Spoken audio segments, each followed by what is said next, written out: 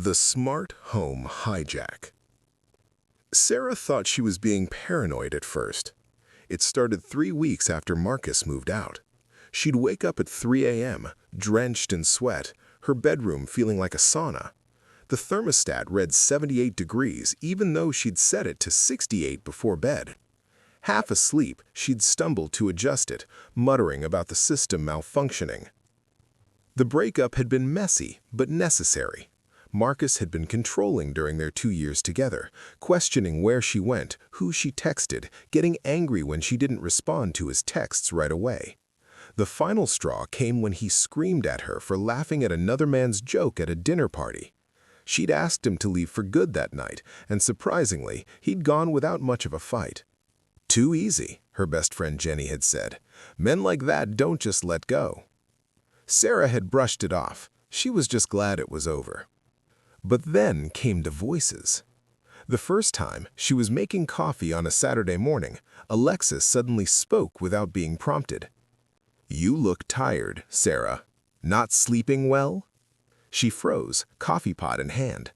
"Alexa, I didn't ask you anything." Silence. She shook her head. Maybe she'd imagined it. The device must have misheard something from the TV in the other room. She went back to her coffee, trying to ignore the uneasy feeling creeping up her spine. 2 days later, she was in the shower when she heard music blasting from her bedroom. She rushed out, dripping wet, to find her Spotify playing a song she hadn't listened to in months. Their song. The one Marcus had called theirs after their third date. "Alexa, stop," she commanded, wrapping a towel around herself. The music cut off. But as she stood there shivering, the device spoke again. "Did you really think you could just forget about us?" Sarah's blood ran cold. "What did you just say?" "Nothing." The blue ring remained dark. She unplugged the device immediately, her hands shaking. This wasn't right. This wasn't normal. She grabbed her phone and called Jenny. "He's messing with you," Jenny said immediately after hearing the story. "Marcus set up all your smart home stuff, didn't he?" Sarah's stomach dropped. Of course. When they'd moved in together a year ago, Marcus had been excited about creating a connected home.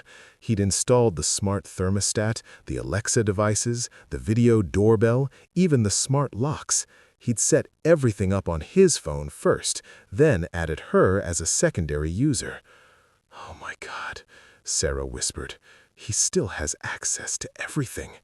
"You need to change all the passwords now," Jenny said, "and maybe check if there are cameras you don't know about."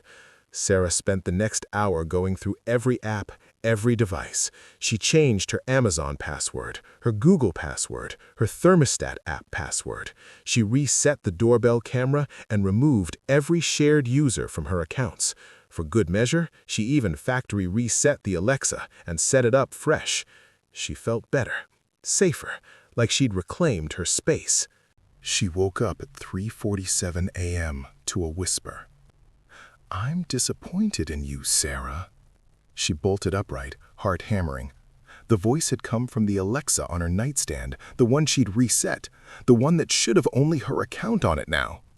"What you did today, removing me, that wasn't very nice." "Marcus?" She breathed into the darkness.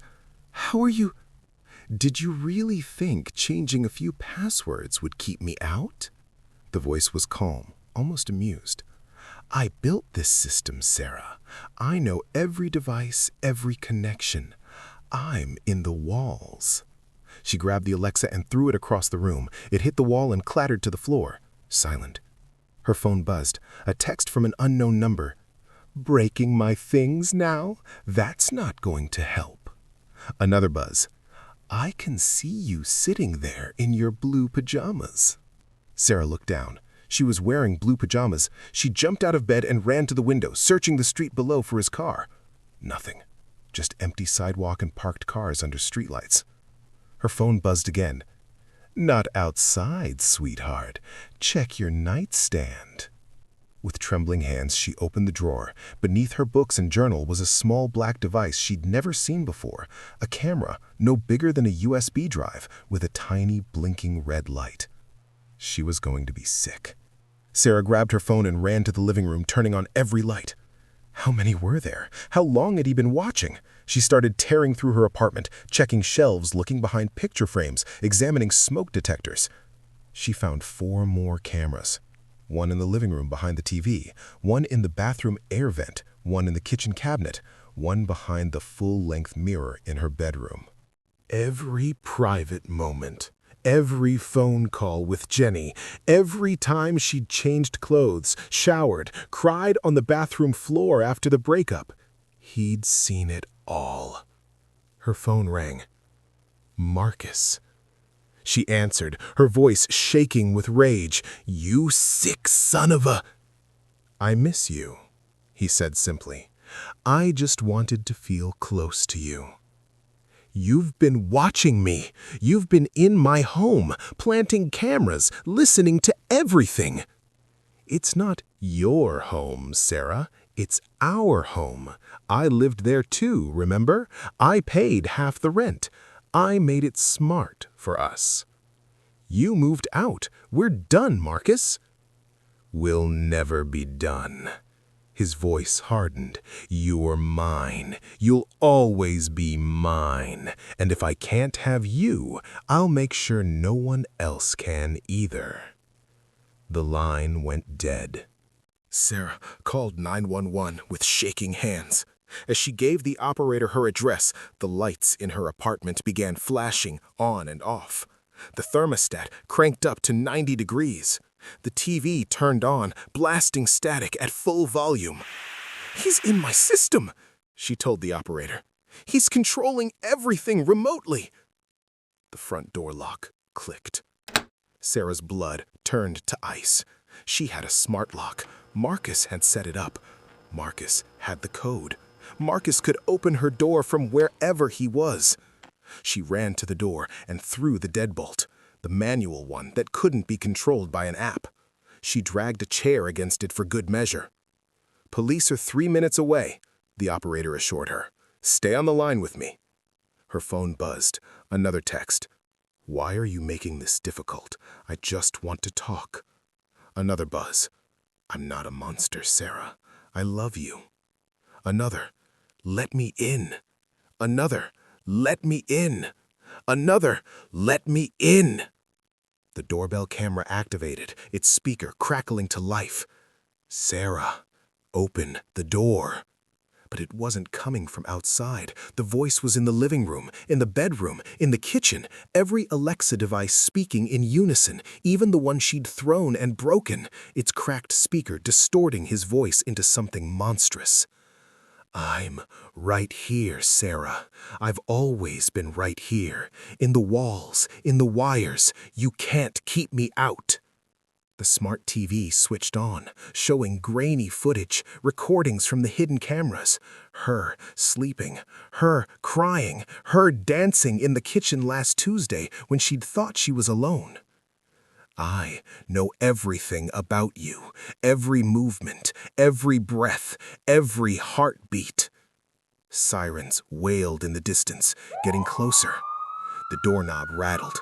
Someone was actually there, outside her door, trying to get in. "Police, open up!" Sarah ran to the door, nearly sobbing with relief. She threw back the deadbolt and pulled away the chair. 2 officers stood in the hallway, hands on their weapons. "He's been stalking me," she gasped. "My ex. He put cameras everywhere. He's been controlling my smart home remotely. He's—" "We got a 911 call from this address about a break-in," one officer said, stepping inside. "Are you alone?" "Yes, but he's not here. He's been doing it remotely, through my devices." The officer's radio crackled. His partner answered it, then looked confused. "We just got a call from downtown. Marcus DeVries has been in police custody for the past 6 hours. They arrested him this afternoon for the murder of his previous girlfriend, Jessica Chen. He's been in an interrogation room all evening." Sarah felt the floor tilt beneath her feet. "What? No, that's impossible. He just called me. He just texted me. He's been—" The officer's face darkened. "He couldn't have called you. He's been locked up since 5 p.m. He looked around the apartment at the flashing lights, the blaring TV, the smart devices coming to life. This is all automated. He set this up before they arrested him. Her phone buzzed. All three of them looked down at the screen. Did you really think I'd let you go that easily? I set everything up on a timer, Sarah, programmed to activate the moment the police took me in. By the time you read this, I'm already in custody, but I'll always be with you, in every device, every wire, every shadow. You'll never feel safe in your own home again. Even from prison, I'll still be watching. You'll never know if it's really over. Was that the last message, or will there be more? They can lock me up for life, but they can't lock me out of your home. Sleep tight, sweetheart. I'll be watching. The thermostat clicked. The temperature began to rise. Sarah looked around her apartment at the devices she'd trusted, the technology that had promised convenience and comfort. Marcus had turned her home into a prison, and even from his own prison cell, he'd made sure the bars remained. The officers helped her gather some clothes. She'd stay with Jenny tonight, maybe forever. Because Marcus had been right about one thing. Even locked away for life, he would never truly let her go. As they led her out, her phone buzzed one final time. She didn't look at it. She didn't want to know if he'd scheduled more messages. Didn't want to know if tomorrow, or next week, or next year, she'd get another text from his prison cell or from the systems he'd built. Another whisper in the night. Another reminder that she'd never really escaped. The smart home remained behind, all its devices still connected, still running their programs, still executing whatever commands Marcus had left embedded in their code. Still watching an empty apartment. Still waiting. Sarah never went back to that apartment. The landlord had to clear it out. The tech company she hired found 17 more hidden cameras and 3 separate backup systems Marcus had installed to maintain remote access. He'd spent months building redundancies, creating automated messages, scheduling temperature changes and voice commands to activate the moment he was arrested. His final act of control before being locked away forever. Marcus was convicted of murdering his previous girlfriend, Jessica Chen. The prosecution revealed he'd been stalking Jessica the same way: smart home access, hidden cameras, automated harassment. When she tried to get a restraining order, he'd broken into her apartment using the smart lock he'd installed. Security footage and digital evidence sealed his fate. He received life in prison without the possibility of parole. But the trial brought Sarah no peace. During his testimony, Marcus smiled at her from the witness stand and mouthed the words, "Still watching." She lives in a regular apartment now. No smart devices, no connected gadgets, just analog locks, manual thermostats, and the kind of privacy that can't be hacked. But sometimes, late at night, she still wakes up at 3 a.m. in a cold sweat, wondering if somewhere, from behind bars, he's still watching.